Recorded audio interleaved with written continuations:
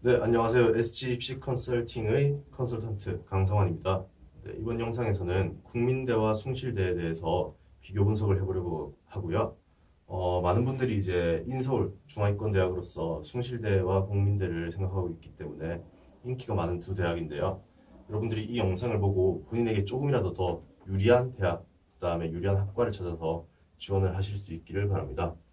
네, 일단은 두 대학이 같이 비교가 되고 분석이 되는 만큼 공통점에 대해서 설명을 드리도록 하겠습니다.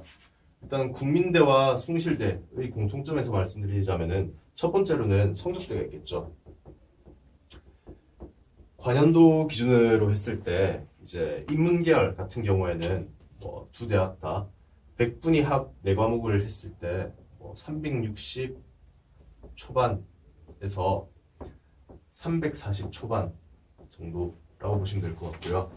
이거는 인문계열 학과들입니다. 반대로 이제 자연계열 학과 같은 경우에는 국민대에 좀 특이한 학과가 하나 있어요.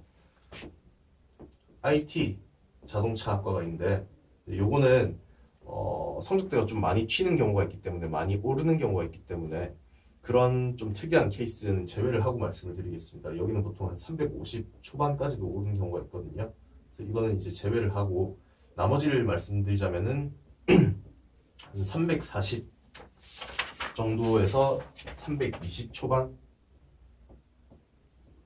정도까지 떨어진다라고 보시면 됩니다. 340 후반 정도로 보시면 될 것 같고요. 340 후반이라 340 초반이요. 340 초반에서 320 초반 정도까지 성적대가 보통 형성이 된다라고 보시면 되는데 차이점이 뭐냐면 이제 숭실대 같은 경우에는 그 인문계열에서 가장 낮은 학과 중에서 기독교학과가 있어요. 그 학과 같은 경우에는 보통 330 중반대 정도로 이제 성적이 형성되니까 인문계열에서 최하위 학과는 숭실대 쪽에서 좀 많이 떨어지는 학과가 하나 있다라는 거 정도. 그다음에 국민대랑 숭실대를 비교했을 때 자연계열은 일반적으로 숭실대가 조금 더 센 편인데 요거 IT 자동차학과 국민대에 있는 거는 좀 예외적으로 점수가 높다. 그다음에 하위권 학과를 갔을 때 숭실대는 320 초반까지 떨어지진 않아요. 보통 320 후반이나 330 초반 정도에 머물러 있는 경우가 많다라고 보시면 될 것 같습니다. 네, 그 다음에 요거를 이제 제외하고 말씀을 드리자면은 이제 차이점에 대해서 설명을 드려야 될 것 같아요. 아무래도 공통점에 대해서는 많은 분들이 알고 있을 거예요. 공통점이 하나 더 있네요. 두 개 대학 모두 다 모집군이 가나다군 세 개 모집군에서 다 모집을 하기 때문에 서로 경쟁을 하는 경우도 있고 보완을 하는 경우도 있다 정도로 보시면 될 것 같고요. 이 두 대학의 이제 차이점에 대해서 설명을 드릴 텐데 차이점 가장 큰 거부터 말씀을 드리자면은 반영 지표가 다릅니다. 네, 국민대 같은 경우에는 반영 지표가 100분이죠. 반대로 숭실대 같은 경우에는 반영 지표가 표준 점수, 그 다음에 변환 표준 점수 이렇게 두 가지를 사용을 합니다. 변환 표준 점수 같은 경우에는 당연히 탐구 영역에서 사용을 하고요. 그래서 100분이랑 표준 점수 같은 경우에는 당연히 표준 점수가 이제 어려운 시험을 잘 본 학생들한테 메리트가 있는 것은 사실인데 그것 외에도 100분위 같은 경우에는 특정 점수대 학생들이 이렇게 머물러 있는 경우가 많이 묶여 있는 경우가 있거든요. 예를 들어서 수학 영역이 전반적으로 시험이 쉬웠는데 킬러 문항들 몇 가지가 너무 어려웠다 같은 경우에 예를 들어서 킬러 문항 4점짜리 세 문제가 너무 어려웠다 하는 경우에는 88점 혹은 88점 주변에 굉장히 많은 100분위가 머물러 있을 수가 있겠죠.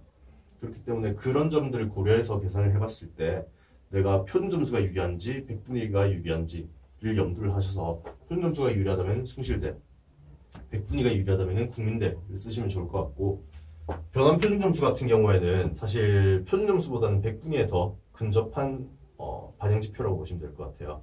그래서 이거는 사실 두 대학에서 크게 큰 차이가 날 것 같지는 않고요. 그 다음에 두 번째로 이제 차이점을 얘기할 수 있는 거는 반영 비율이 다르다는 점이겠죠. 국민대 같은 경우에는 가장 보편적인 반영 비율을 활용한다라고 보시면 될 것 같습니다. 그래서 인문계열 같은 경우에는 국어 30, 그 다음에 수학 20, 영어 30, 탐구 20 이렇게 반영을 하고요. 숭실대 같은 경우에는 인문, 그 다음에 상경 이렇게 두 가지로 나눠서 반영을 하는데요. 인문계열에서는 국어 35, 수학 25, 그 다음에 영어랑 탐구를 각각 20. 상경 계열에서는 반대로 국어를 25, 수학을 35, 그 다음에 영어랑 탐구를 20씩 반영을 합니다. 그래서 전반적으로 성적이 그냥 아주 고르게 형성되었다라고 한다면 국민대를 지원하시는 게 무난하고요.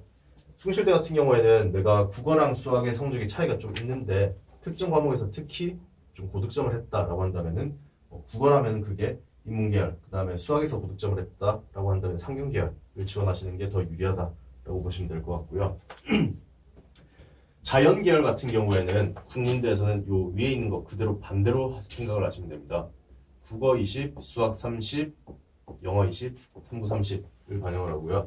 반대로 숭실대 같은 경우에는 20, 35, 20, 25를 반영을 합니다. 그래서 뭐 수학이랑 탐구를 합치면은 결국 60으로 똑같지만 숭실대 쪽에서는 아무래도 수학에 좀 더 많은 반영 비율을 둔다라고 생각을 하시면 될 것 같습니다. 그리고 여기서 이제 또 중요한 것 중에 하나가 영어가 올해 절대평가가 됐으니까 저희가 영어를 빼놓고 얘기를 할 수가 없겠죠. 근데 영어 영역에 대해서 저희가 꼭 생각을 해봐야 될 게 이거예요. 절대평가로 바뀌었으니까 당연히 변별력이 떨어진 건 맞아요. 근데 이 변별력이 얼마나 떨어졌는지, 그 다음에 변별력이 떨어졌다면 그나마 대학 간에 있어서 어디가 변별력이 더 높은지를 구분을 해봐야 되거든요. 결과부터 말씀드리자면은 영어 영역에 있어가지고 변별력이 더 높은 대학은 숭실대다라고 생각하시면 될 것 같습니다.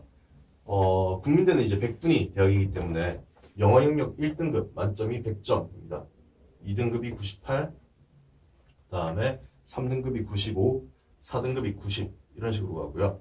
반대로 숭실대 같은 경우에는 140점이 만점이고 그 다음에 136, 130, 121 정도가 됩니다. 저희가 특이한 경우를 제외하면은 사실 국민대나 숭실대 정도를 쓸 학생들이라면은 4등급 정도는 될 거다라는 걸 이제 고려해서 제가 4등급까지 적은 거고요. 여기까지 보면은 만점 점수는 1.4배가 차이가 나죠. 근데 국민대 같은 경우에는 1등급과 2등급의 차이가 2점인데 비해서 숭실대는 1등급과 2등급의 차이가 4점입니다. 2배가 무려 차이가 나는 거죠. 만점 차이는 1.4배밖에 안 나는데 이 격차는 2배가 차이 나기 때문에 숭실대가 실질 반영 비율이 더 높다라고 보시면 될 것 같고요. 이건 뭐 여기서도 마찬가지죠. 100점과 95점은 5점 차이인데 여기서 140점과 130점은 10점 차이, 2배 차이가 나고 있으니까 마찬가지로 숭실대가 좀 더 실질 반영 비율이 높다라고 보시면 될 것 같습니다. 그래서 내가 영어가 좀 약한 학생이다라고 한다면은 국민대를 쓰시는 게 유리할 것 같고요. 내가 영어 성적이 매우 좋다, 1등급이다 라고 한다면 숭실대를 쓰시는 게 좀 더 유리하다라고 보시면 될 것 같습니다. 네, 그 다음에 여기까지 이제 설명을 했고요. 제2외국어 같은 경우에는 국민대에서는 반영이 불가능합니다. 숭실대 같은 경우에는 인문계열에서 반영이 가능하고요. 다만 이제 숭실대의 특이사항이 뭐냐면은 프랑스어, 독일어, 중국어, 일본어, 그 다음에 한문 이렇게 5가지 제2외국어에 대해서 이제 반영이 가능하지만 나머지는 받지 않는다. 아랍어나 베트남어 이런 것들은 받지 않으니까 그 점을 유의하시길 바라고요.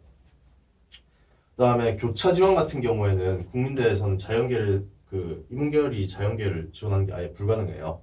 근데 숭실대 같은 경우에는 자연계열 1, 2가 있는데 일부는 가능합니다.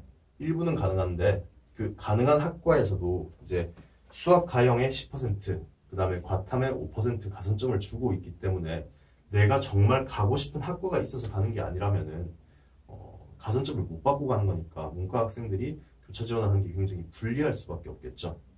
그렇게 생각하시면 될 것 같고요. 일단 제가 국민대와 숭실대에 대해서 여기까지 분석을 했고 많은 분들이 이제 좀 더 본인의 장점, 그 다음에 본인이 유리할 수 있는 대학을 찾아서 가셨으면 좋겠는데 간단하게 이제 마무리 정리를 하도록 하겠습니다. 100분위와 표준 점수의 차이가 있기 때문에 내 점수를 계산했을 때 100분위가 유리한 학생이다. 국민대. 표준 점수가 유리하다. 숭실대 쓰시면 되고요.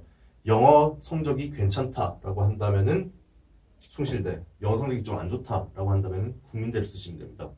그 다음에 내가 국어나 이제 인문계열을 기준으로 봤을 때 국어나 수학에서 특정 과목에서 고득점을 했다라고 한다면은 숭실대에서 그 반영률이 높은 모집 단위를 찾아가시는 게 맞고요. 전반적으로 성적이 고르게 나왔다라고 한다면 국민대를 쓰시는 게 좋습니다. 문과 기준으로 봤을 때는 상위권 대학들부터 하위권 대학들까지 거의 성적대가 비슷비슷하다고 보시면 돼요. 반대로 자연계열 같은 경우에는 국민대 같은 경우에 최상위 학과가 IT 자동차 학과가 있는데 그쪽은 좀 센 편이니까 상향 지원은 좀 안 하시는 게 좋겠다라는 생각이 들고요.